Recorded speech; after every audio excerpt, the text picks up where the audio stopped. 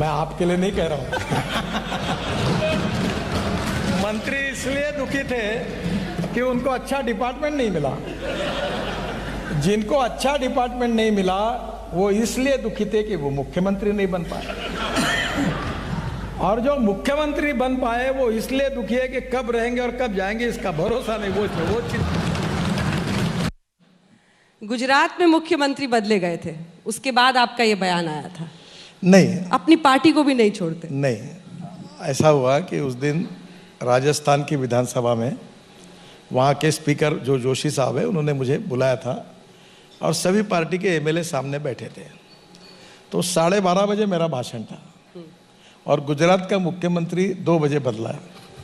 तो योगायोग से मुझे पता नहीं था, ना मैं गुजरात के सामने था, ना कुछ राजस्थान के पेपर ने वो गहलोत जी के ऊपर लगा दिया, किसी ने गुजरात पे लगाया। अब आपका काम है क्या करना, पर मैं आपको उसका क्लियर मेरे मन का भाव क्या है वो बताता हूँ। मैं एमएलए के सामने बात कर रहा था। मैं अक्सर एक बात कहता हूँ कि भाई खुशी से रहो, टेंशन मत पालो, जो होता है वो अच्छा ही होता है, काम करते रहो, खाओ पियो मजा करो।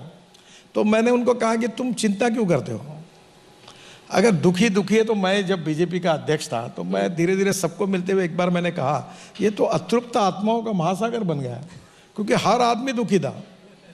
जो पद मिला वो भी दुखी था, जो नहीं मिला वो भी दुखी था। तो मैंने उनको ये कहा कि जो हमको मिला है उसमें समाधान मानने से जीवन में आनंद होता है। आप खुश हो? तो मैं बिल्कुल खुश हूँ, क्योंकि जो आप एक याद रखिए, जो भविष्य की चिंता करता है वो दुखी होता है, जो भविष्य की चिंता नहीं करता वो खुश होता है। मेरी औकात और हैसियत से मुझे बहुत ज़्यादा मिला है। मैं कभी दिल्ली नहीं आया, मैंने बायोडाटा छापा नहीं अपना कभी, और न कभी हार लेकर एयरपोर्ट पे कहीं दौड़ा। मैं शांति से अपना काम करता था। दिल्ली वालों को पता भी नहीं था कौन नितिन गडकरी, मैं भी आना नहीं चाहता था। तब मैं जब आया, आज भी दिल्ली के मुझे रोड मालूम नहीं है, एरिया मालूम नहीं है, तो मैं आ गया। तो जो होना है होता ही है, आप दौड़ते काहे के लिए। और दूसरा एक नियम है, आप जिस चीज के पीछे दौड़ेंगे वो तुमसे दूर भागती है, और जो चीज को तुम उसके पीछे मत दौड़ो वो तुम्हारे नजदीक आती है। अगर प्रेम करोगे तो ये अनुभव आ जाएगा। तो आपने किया है?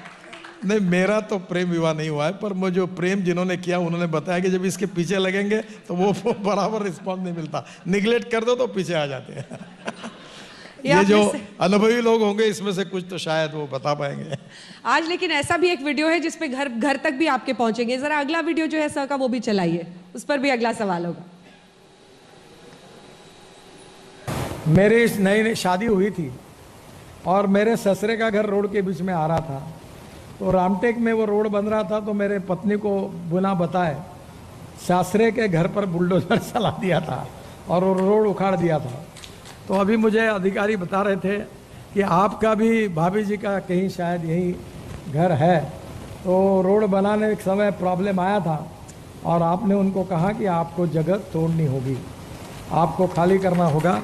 यही नेताओं ने करना चाहिए, अतिक्रमण को बचाने का पाप नहीं करना चाहिए। ये कैसे संभाला सर? बुलडोजर चला वो तो बाद में बताइएगा, घर में कैसे संभाला फिर? नहीं, पहली बात तो ऐसी है कि मैंने जो रोड जो घर आते थे, एक नहीं, रामटेक एक नागपुर से तालुका प्लेस है, वहाँ मेरे पत्नी के जो पिताजी थे वो डॉक्टर थे, तो रोड वाइंडिंग का काम हुआ। तो राधा करके अभी दिल्ली में है, आईएएस ऑफिसर है, तो वो उसकी पहली अपॉइंटमेंट थी, एसडीओ बनी थी वहाँ। अभी वो सेक्रेटरी लेवल पर भारत सरकार में आई है। तो मैंने कहा, मैं पीडब्ल्यू मिनिस्टर था, मैंने कहा ये रोड पूरा रोड का ये करो। अच्छा, आप ही का ऑर्डर था? हाँ, मेरा ऑर्डर था। तो उसने कहा कि सर ये भाभी जी के पिताजी का भी घर